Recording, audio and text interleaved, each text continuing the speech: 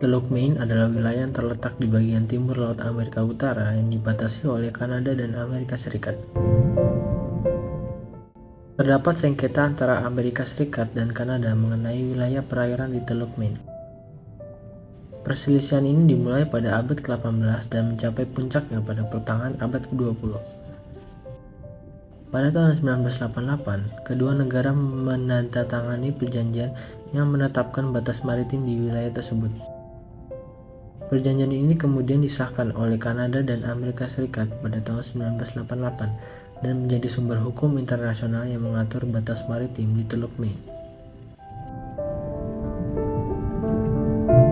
Sengketa Gulf of Maine antara Kanada dan Amerika Serikat memiliki dampak yang signifikan terhadap hukum internasional dunia. Nah, di sini saya akan menunjukkan beberapa dampak tersebut, antara lain adalah menunjukkan kompleksitas sengketa maritim. Dalam hal ini menunjukkan kompleksitas sengketa maritim dan pentingnya memiliki kerangka hukum yang jelas untuk menyelesaikan sebuah sengketa. Lalu menekankan pentingnya penerapan UNCLOS, di mana UNCLOS memberikan kerangka hukum yang jelas dan mengikat dalam menentukan batas maritim dan hak-hak yang terkait dengan pengelolaan sumber daya alam di perairan. Lalu mendorong pengembangan mekanisme penyelesaian sengketa.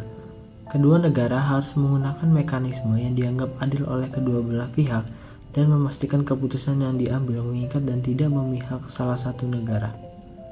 Lalu yang keempat, memperkuat pentingnya diplomasi.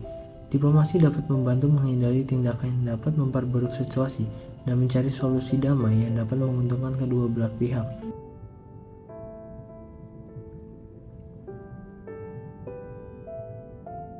Karena konflik yang berkelanjutan, akhirnya terciptalah beberapa solusi yang dapat diambil untuk mengakhiri sengketa tersebut. Di antara lain, negosiasi. Kanada dan Amerika Serikat harus terus melakukan negosiasi untuk mencari kesepakatan mengenai batas maritim di sekitar Teluk Maine. Negosiasi harus dilakukan dengan semangat, saling menghargai, dan mencari solusi yang adil bagi kedua belah pihak. Lalu yang kedua ada mekanisme penyelesaian sengketa. Kedua negara dapat menggunakan mekanisme penyelesaian sengketa internasional yang disepakati, seperti arbitrase atau pengadilan internasional. Dalam hal ini, penting untuk memilih mekanisme yang dianggap adil oleh kedua belah pihak dan memastikan keputusan yang diambil mengikat dan tidak memihak.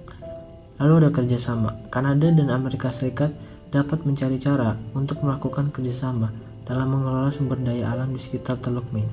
Ini dapat dilakukan melalui pembentukan lembaga atau badan yang bertanggung jawab untuk mengelola wilayah perikanan dan lingkungan di sekitar Teluk Maine. Lalu penerapan UNCLOS. Kedua negara harus menerapkan prinsip-prinsip UNCLOS dalam menentukan batas maritim di sekitar Teluk Maine. UNCLOS memberikan kerangka hukum yang jelas dan mengikat dalam menentukan batas maritim antara negara-negara yang berbagi perairan. Lalu yang terakhir ada diplomasi. Diplomasi harus terus dilakukan antara Kanada dan Amerika Serikat. Diplomasi harus berfokus pada mencari solusi damai dan menghindari tindakan yang dapat memperburuk situasi.